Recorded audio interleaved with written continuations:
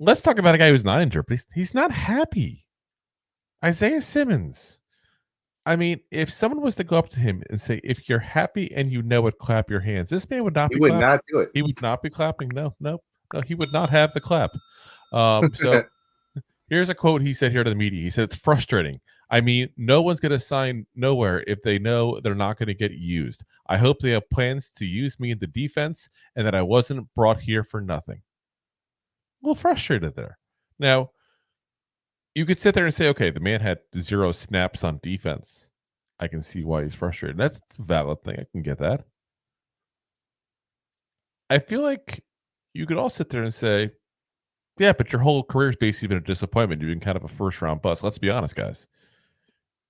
Without a doubt. Yeah. We would have got him that cheap, if you will. Yeah. If he was a free agent for a full month before he got signed by us.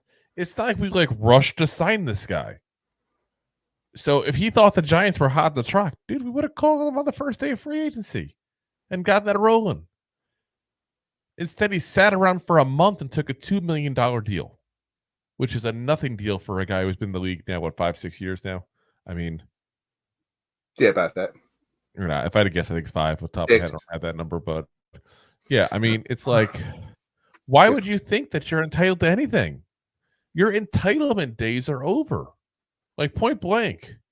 You got to realize that this is over now. You are not a stud in the league. You are not a big name in the league. That's not what you are. You get nothing. Yeah. I said good day, sir. This is the 6th year, by the way. I did look it up to verify. But it's I feel like he has this sense still that he's this first round talent and he should be on the field. You were a first round pick several years ago, but you have not been a first round talent. Exactly. He is a guy that's, like we said before, does not fit anywhere. Nobody knows where to put him. Is he a safety? Is he a corner? Is he a linebacker? Is he an edge rusher? Nobody knows. He's a butt. And he plays all of them well enough that he can earn a spot in a roster. But he doesn't play any of them well enough to earn a lot of playing time on a good roster. Correct. If you can't see the field with this roster, you're doing something wrong. Yeah. Did we do that on Sunday? No. And they wasn't they're oh, we forgot to play this guy. That's why we look like that. So bad. Whoopsie. Yeah, no. They purposely did not put him in this game. Yeah. And I feel like someone needs to sit this man down. I'm like, dude, shut up. You're lucky to be on a team at this point in your career. You've done nothing in 5 years in this league except get a lot of playing time and disappoint now 2 teams. Now, I will say this. The Giants people who are disappointed in him, that was on them for buying the hype and ignoring the first 4 years when he was in Arizona and didn't do a damn thing. That's not on him. But he's not that good. He's not. I just to call to your attention, like you said before. So I need to sit this man down and say, hey, we got 330 million people living in America today. Out of those 330 million people, 1,696 people are starting in the NFL. Shut your pie hole. Be happy you're here. It's not even starting. I don't think he needs to start in his eyes. I should say a starting roster. Not that he's to start, a part of the 53-man roster. I feel like he thinks that he is owed something, as if he's done something in this league. And again, he hasn't done anything except disappoint people. That's something. It's a disconnect between what he is and what he thinks he is, if that makes sense.